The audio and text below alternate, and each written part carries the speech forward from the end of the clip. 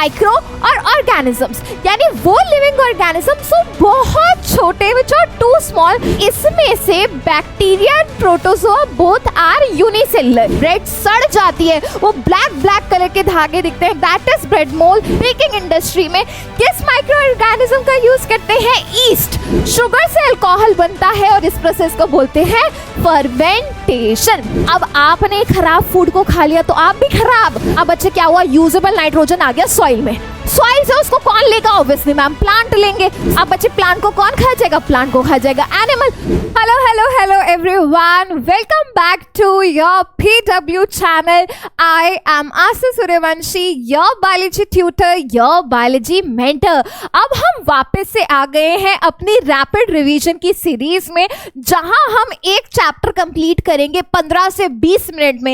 यानी ये जो रिवीजन होने वाली है ये बहुत फन होने वाली है, बहुत फास्ट होने वाली है, एट द सेम टाइम बहुत ही इजी होने वाली है।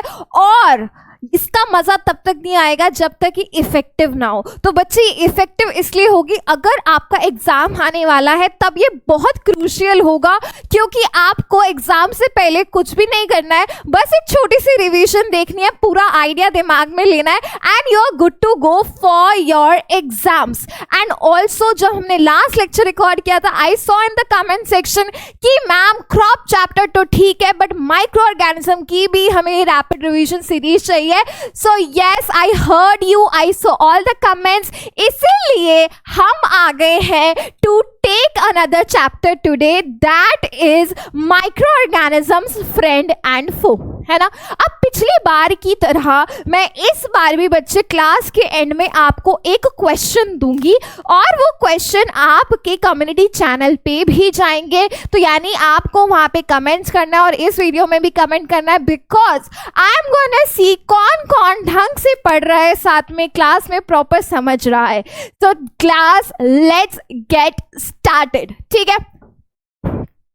अब यार मैंने ना क्या किया है, मैंने इस चैप्टर को ना 4 पार्ट्स में डिवाइड कर दिया है। अब ये पूरा माइंड मैप भी है, if you want you can take a simple screenshot, ताकि आपके पास एक खुद के पास भी आइडिया रहे कि यार पूरा क्या है। आप चाहे तो अपनी कॉपी में भी इसको आराम से ड्रॉ कर सकते हैं। तो बच्चे मैंने इसको 4 पार्ट्स में डिवाइड किया है, which are classification of microbes, फिर friendly, then harmful, and lastly nitrogen cycle. अब हम क्या करेंगे, हर एक जो ये चारों पार्ट है, हर एक पार्ट को लेंगे और इसको डिटेल में अच्छे से क्लियर करेंगे। So I hope you all are ready, excited, so let's get started. सबसे पहले बात यार, माइक्रो ऑर्गेनिजम्स होते क्या है? इस वर्ड को तोड़ दो, माइक्रो और ऑर्गेनिजम्स, यानी वो लिविंग ऑर्गेनिजम्स जो बहुत छोटे विच आर टू स्मॉल, जिनको हम इतनी नेकेड आई से नहीं देख सकते, उसको हम देखते हैं माइक्रोस्कोप की मदद से।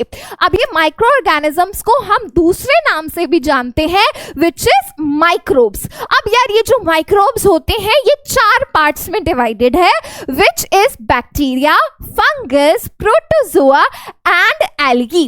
अब इसमें से bacteria and protozoa both are unicellular, इनकी बॉडी में सिर्फ एक ही सेल है। बट अगर मैं बात करूं फंगस की, they are usually multicellular, generally इनकी बॉडी में एक से ज्यादा सेल है, एक्सेप्ट ईस्ट। ईस्ट की बॉडी में एक है, पर बाकी सबकी बॉडी में एक से ज्यादा सेल है। एल्गी बेटा यूनिसेलुलर भी हो सकता है, कुछ मल्टी सेलुलर भी हो सकते हैं, तो इसमें दोनों कैटेगरीज आपको मिलेगी। एक और बात याद रखिएगा, ये जो बच्चे एल्गी होता है ये कर सकता है फोटोसिंथेसिस, बोले तो ये अपना खाना बेटा खुद से बना सकता है, खुद से खाना प्रोड्यूस कर लेगा जी एल्गी, ठीक है। अब नेक्स्ट चीज बेटा, अब वायरस बड़ा ही अनोखा है, कह रहा है मैं ना लिविंग हूं ना नॉन लिविंग हूं, मैं कहीं बॉर्डर लाइन हूं, मैं कहीं बॉर्डर पे पिल रहा हूं। अब बच्चे ये जो वायरस होता है ये तभी लिविंग होता है जब ये किसी ऑर्गेनिज्म की बॉडी में एंटर करता है। लेट्स से कोरोना वायरस, वो तभी लिविंग कंसिडर किया जाएगा जब वो किसी और की बॉडी में, लेट्स से मेरी बॉडी में एंटर कर रहा है, होस्ट की बॉडी में एंटर कर रहा है। तो बच्चे मेरी बॉडी में एंटर करके क्या करेगा, वो रिप्रोड्यूस करेगा, अपना नंबर बढ़ाएगा. So virus will be considered living once it is entering inside the body of the host, और बॉडी में एंटर करके वो क्या करेगा, अपना नंबर बढ़ाएगा, रिप्रोड्यूस करेगा. अब बच्चे जो माइक्रो ऑर्गेनिजम्स हमने देखे, जल्दी से इसके एग्जांपल्स देख लेते हैं. तो सबसे पहले यहाँ पे आपको बैक्टीरिया दिख रहा है, फिर फंगस. 3 एग्जांपल्स हम देखेंगे. ब्रेड मोल्ड, बच्चे जो ब्रेड पे जब ब्रेड सड़ जाती है वो ब्लैक ब्लैक कलर के धागे दिखते हैं, that is bread mould. Then penicillium, then aspergillus. Algae का एग्जाम्पल की बात करें तो chlamydomonas and spirogyra. And lastly protozoa के एग्जाम्पल की बात करें तो अमीबा एंड पैरामीशियम. ये बच्चे हमारे सारे थे माइक्रो ऑर्गेनिज्म की क्लासिफिकेशन. अब ये चैप्टर का नाम क्या है? चैप्टर का नाम है ma'am microorganisms friend and foe. Friend बोले तो दोस्त, फो बोले तो दुश्मन, यानी ये हमारे दोस्त भी है और दुश्मन भी है. अब सबसे पहले शुरू करते हैं हमारे दोस्तों से. भाई ये माइक्रो ऑर्गेनिज्म हमारे दोस्त कब बनते हैं? दोस्त तो तभी बनेंगे ना जब हमारे वो किसी फायदे में आ रहे होंगे, किसी काम आ रहे होंगे. और बच्चे अब वो किस काम आते हैं? Let's have a look at that. क्या काम आप इनसे ले सकते हैं? सबसे पहले बेटा कर्ड, दही बनाने में, कर्ड बनाने में हम इस्तेमाल करते हैं बैक्टीरिया का. क्या नाम है उस बैक्टीरिया का? उस बैक्टीरिया का मैम नाम है लैक्टोबैसिलस. लैक्टोबैसिलस. तो इस बैक्टीरिया की मदद से हम कर्ड बनाते हैं. अब भाई ब्रेड, यानी कि बेकिंग इंडस्ट्री में केक बनाने के लिए, पेस्ट्रीज बनाने के लिए, ब्रेड बनाने के लिए बेकिंग इंडस्ट्री में किस माइक्रो ऑर्गेनिज्म का यूज करते हैं? ईस्ट. बेटा जी कौन सा माइक्रो ऑर्गेनिज्म? ईस्ट. तो याद रखिएगा, ब्रेड बनाने के लिए ईस्ट, कर्ड बनाने के लिए बैक्टीरिया. अब बच्चे हम इन माइक्रो ऑर्गेनिज्म को यूज करते हैं कमर्शियल प्रोडक्शन के लिए भी, यानी जब हमें लार्ज स्केल में कुछ प्रोड्यूस करना है, भर भर के प्रोड्यूस करना है, जैसे कि अल्कोहल और वाइन बनाने के लिए. इसके लिए बेटा अगेन हम क्या यूज कर सकते हैं? हम यूज कर सकते हैं ईस्ट को. ईस्ट को. अब बच्चे एक प्रोसेस, यहाँ अल्कोहल की बात हुई है तो याद रखिएगा अल्कोहल किससे बनता है? अल्कोहल बनता है शुगर से. शुगर से अल्कोहल बन रहा है. अब बच्चे शुगर से अल्कोहल बनने के प्रोसेस को बोलते हैं फर्मेंटेशन. क्या बोलते हैं बेटा जी? फर्मेंटेशन. अब फर्मेंटेशन कौन करता है? करता कौन है? करने वाला है बेटा ईस्ट. फिर से ईस्ट. यहां देखा ना, अल्कोहल बनाने के लिए किसका इस्तेमाल करते हैं? ईस्ट का. शुगर से अल्कोहल बनता है और इस प्रोसेस को बोलते हैं फर्मेंटेशन. चलिए बेटा जी नेक्स्ट चलते हैं. अब बच्चे दवाइयां, मेडिसिन बनाने के लिए भी यूज होता है. एंटीबायोटिक्स दिया हुआ है. एंटीबायोटिक्स क्या होते हैं? बच्चे वो मेडिसिन जो हम किसी माइक्रो ऑर्गेनिज्म से बनाते हैं और वो क्या करते हैं? किसी माइक्रो ऑर्गेनिज्म की ग्रोथ को रोक देते हैं, किल कर देते हैं माइक्रो ऑर्गेनिजम्स को. So antibiotics are the medicines which we obtained from some micro organism and which kill or stop the growth of some harmful microorganism. है ना? तो ये चीज डन हुई. नेक्स्ट बेटा वैक्सीन. अब वैक्सीन क्या है यार? वैक्सीन ऐसे इंजेक्शन लगा देते हैं ना. तो बेटा वैक्सीन क्या है? तो वैक्सीन बेटा या तो डेड फॉर्म है या वीक फॉर्म है किसी पैथोजन की. पैथोजन क्या है? Disease causing micro organism. वो माइक्रो ऑर्गेनिज्म जो डिजीज कॉज करे उसको हम बोलते हैं पैथोजन. तो जब हम उसे माइक्रो ऑर्गेनिज्म का डेड या वीक फॉर्म हमारी बॉडी में डालते हैं, जो हमारी बॉडी का सोल्जर सिस्टम है वो जाता है एक्टिव, जाग जाता है. और वो बॉडी का सोल्जर सिस्टम यानी कि इम्यून सिस्टम बनाता है एंटीबॉडीज.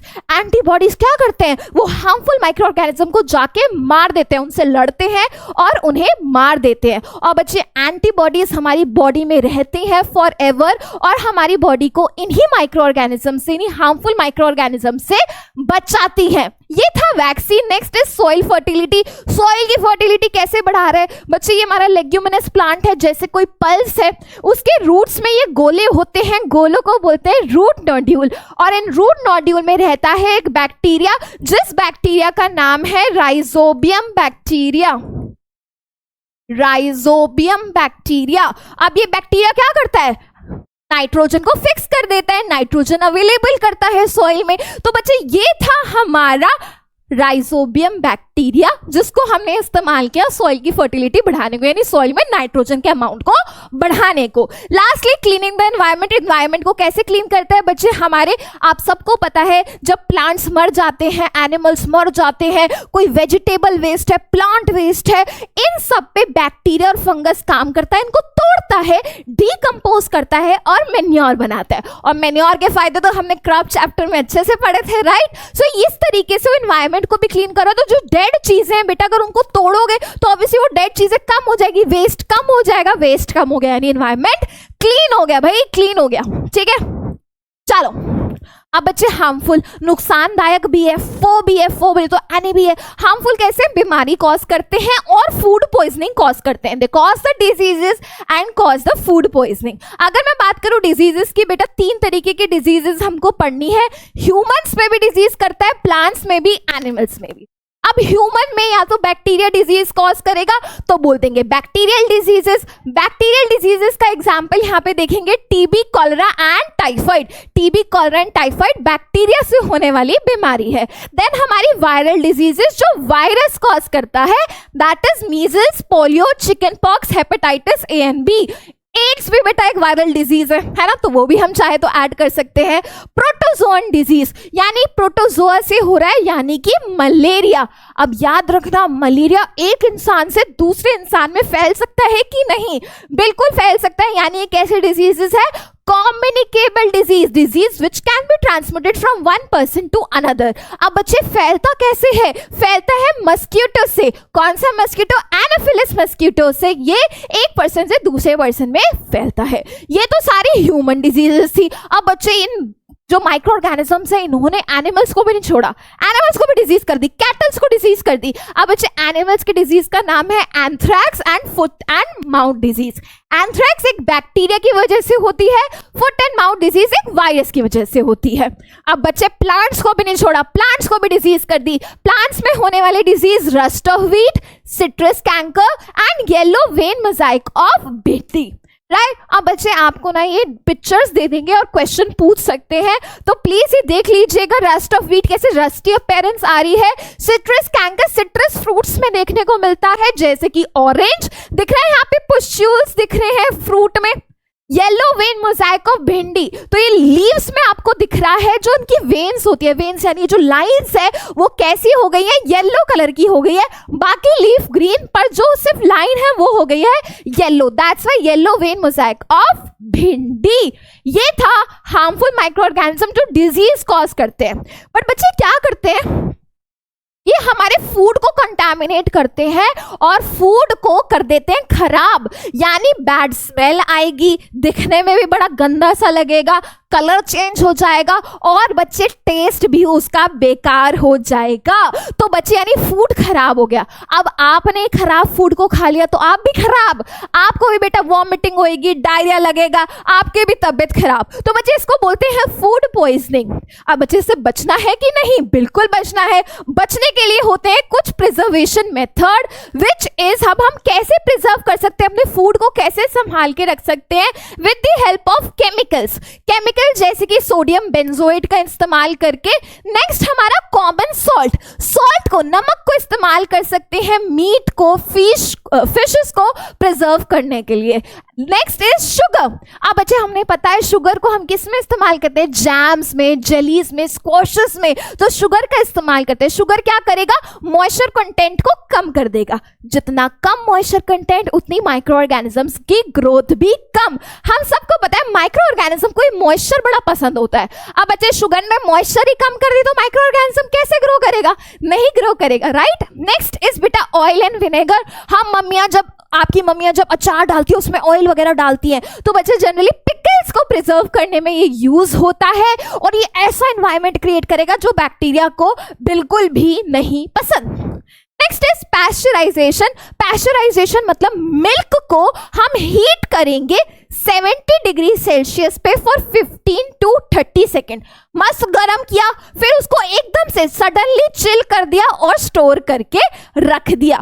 इसके अलावा बेटा और ध्यान रख सकते हैं, जब आप ड्राई फ्रूट अपने स्नैक्स को स्टोर करते हैं तो एयर टाइट कंटेनर में स्टोर करें ताकि वो प्रिजर्व रहे। ऑल्सो हम जो फ्रूट्स एंड वेजिटेबल्स को स्टोर करते हैं तो रेफ्रिजरेटर में स्टोर करें, कम टेम्परेचर में स्टोर करें। अगेन बेटा माइक्रो ऑर्गेनिज्म को चाहिए थोड़ा वार्म टेम्परेचर, तुम टेम्परेचर ही कम कर दोगे, माइक्रो ऑर्गेनिज्म कहेगा मैं नहीं आ रहा, इस टेम्परेचर में नहीं हो पाएगा मुझसे। ठीक है, चलो लास्ट टॉपिक बेटा आज की क्लास का, नाइट्रोजन साइकिल। जल्दी से देखते हैं, समझते हैं। अब बच्चे सबसे पहले एटमॉस्फेयर में नाइट्रोजन होता है, कितना होता है, कितनी परसेंट नाइट्रोजन गैस है, 78% नाइट्रोजन है। पर क्या प्लांट इसको डायरेक्टली यूज कर सकता है? नहीं, वो कहता है पहले इस यूजेबल फॉर्म में बनाओ इसको, पहले नाइट्रेट, नाइट्राइट और अमोनिया की फॉर्म में बनाओ, तब तो मैं इस्तेमाल कर लूंगा। ये एटमॉस्फेरिक नाइट्रोजन गैस मुझसे नहीं होगा। अब कोई तो उसकी मदद करेगा ना यार, कोई तो मदद करेगा। कौन मदद करता है? मदद करने के लिए आ जाते हैं बैक्टीरिया।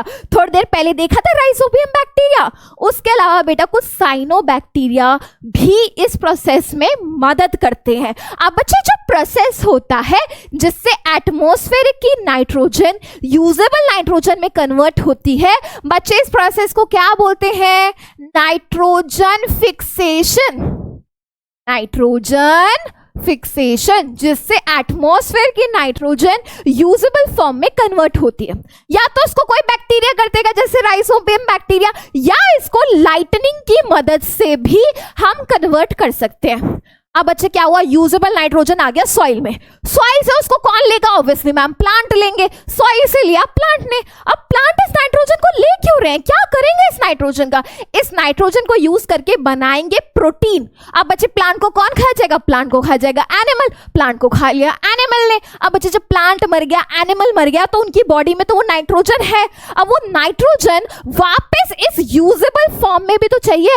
ऐसा थोड़ी मर गया तो मर गया, हमें तो वापस लौटाओ नाइट्रोजन, है ना। वापस सॉइल में हम उस नाइट्रोजन को लेंगे और वो कौन करेगा बच्चे? अगेन माइक्रो ऑर्गेनिजम्स करेंगे। जब आपके प्लांट्स और एनिमल्स मर जाएंगे, वापस सॉइल में आ गया। बच्चे कितना था एटमॉस्फेरिक नाइट्रोजन? 78%। तुम तो बेटा ऊपर से एटमॉस्फेयर से लिए जा रहे हो, लौटा रहे नहीं हो। तो बच्चे वापस कैसे जाना? थोड़ा बहुत वापस भी तो जाएगा, ताकि जो एटमॉस्फेयर में नाइट्रोजन का अमाउंट है वो कांस्टेंट रहे, वो सेम रहे, कम ना हो जाए। तुम लेते थोड़ी रहोगे, वापस लौटाओगे भी थोड़ा। तो बच्चे कुछ बैक्टीरिया क्या करते हैं? वापस इसको गैसियस फॉर्म में कन्वर्ट कर देते हैं, वापस इसको गैसियस फॉर्म में कन्वर्ट कर देते हैं। ये था nitrogen cycle and that was all about your thing. Lastly बेटा लास्ट चीज, last topic about some scientist and their discoveries, because बेटा ये भी जरूर पूछा जाता है। सबसे पहले एंटोन वॉन ल्यूवेनहुक ने क्या किया था? फर्स्ट टाइम बैक्टीरिया को डिस्कवर किया था। ठीक है जी।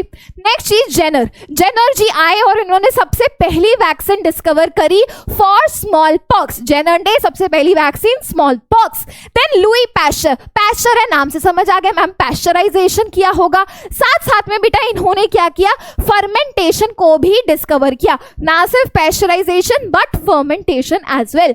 नेक्स्ट आ गया बच्चे जी आपका रॉबर्ट कॉच। रॉबर्ट कॉच ने 2 बैक्टीरिया को डिस्कवर किया, बैक्टीरिया फॉर टीबी बोलते tuberculosis as well as cholera. Fleming ji आए। फ्लेमिंग ने क्या किया? फ्लेमिंग ने डिस्कवर की सबसे पहली एंटीबायोटिक जिसका नाम था पेनिसिलिन। बेटा पेनिसिलिन कौन सी फंगस से ऑब्टेन की थी? पेनिसिलियम से। पेनिसिलियम फंगस से penicillin antibiotic discovered by mister Fleming. Lastly बेटा ये क्वेश्चन मेरी तरफ से आपके लिए, आप प्लीज जल्दी से इसको कमेंट्स में आंसर करके बताइए what should be the right answer. I am gonna check कि कौन कौन आंसर कर रहा है कि नहीं और सही कर रहा है कि नहीं, ये भी इंपॉर्टेंट है यार। चलिए, that was all for this chapter, microorganism friend and foe. I hope you understood it clearly. I hope you're going to answer in the comment box. I'm going to see you very soon. Till then, take care, keep learning. All the very best. Thank you so much and keep shining.